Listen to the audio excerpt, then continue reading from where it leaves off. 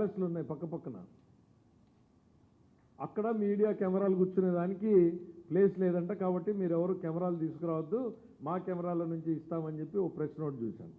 జగన్మోహన్ రెడ్డి గారు సువిశాలమైనటువంటి శాసనసభ మీకోసం ఎదురు చూస్తూ ఉంది.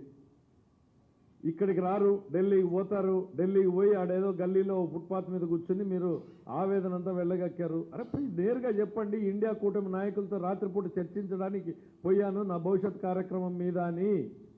దానికి ముసుగులు ఎందుకు? హత్యలు జరిగితే ఓ రోజు డీజీపీకి రిప్రజెంటేషన్ ఇవ్వడమో, ఇక్కడున్న గవర్నర్ గారిని కలవడమో, ఇక్కడున్న జాబితాలు చెప్పడమో ఇదేమీ లేదు. నేరుగా ఢిల్లీకి వెళ్ళిపోతారు మీరు. చెప్పండి నేరుగా, అరే పార్లమెంట్ జరుగుతోంది, అన్ని నాయకులు వచ్చారు, భవిష్యత్తు అగమ్య గోచరంగా కనపడుతోంది, ఒకవైపు కేసులు ఇక్కడ ప్రారంభం కాబోతున్నాయి, ఇండియా కూటమి ఏమన్నా రెస్క్యూకి వస్తుందని మీరు మాట్లాడాలనుకున్నారు, పోయారు. ధైర్యంగా పోండి, దానికి ఇంకా ఇన్ని ముసుగులు ఎందుకు? అక్కడికి పోయేదో జరిగింది, పోనీ అక్కడన్నా జాబితా విడుదల చేశారా? లేదు. శాంతి భద్రతలు లేవు అని మీరు అంటున్నారు. ఇందాక లోపలికి వస్తూ ఉంటే ఎవరో చెప్తా ఉన్నారు, అదే సార్ వాళ్ళు కూడా చెప్తుండేది, శాంతి కూడా అదే చెప్తుంది, శాంతికే భద్రత లేదు అని చెప్తా ఉన్నారు అని.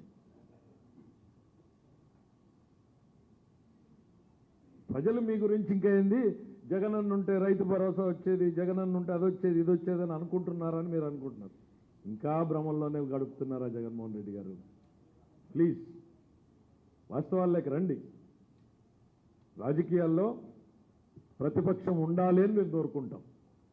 ఎందుకంటే అప్పుడప్పుడు అధికారంలో ఉన్నప్పుడు ప్రజల వాణి అనేటువంటిది ఆ ఛానల్ దాటుకుని వచ్చేకి ఆలస్యం అవుతుంది. కాబట్టి ప్రతిపక్షం నుంచి వస్తాయి, ప్రజలకు మెరుగైన పాలన ఇవ్వడానికి, మేము సరిదిద్దుకోవడానికి కూడా ఎప్పటికప్పుడు ఛానల్ ఏంటంటే ప్రతిపక్షం. నువ్వు ఆ పాత్ర నిర్వహించడానికి కూడా చేతులు ఎత్తేసినట్టున్నావు. మళ్ళీ అది కూడా పోయి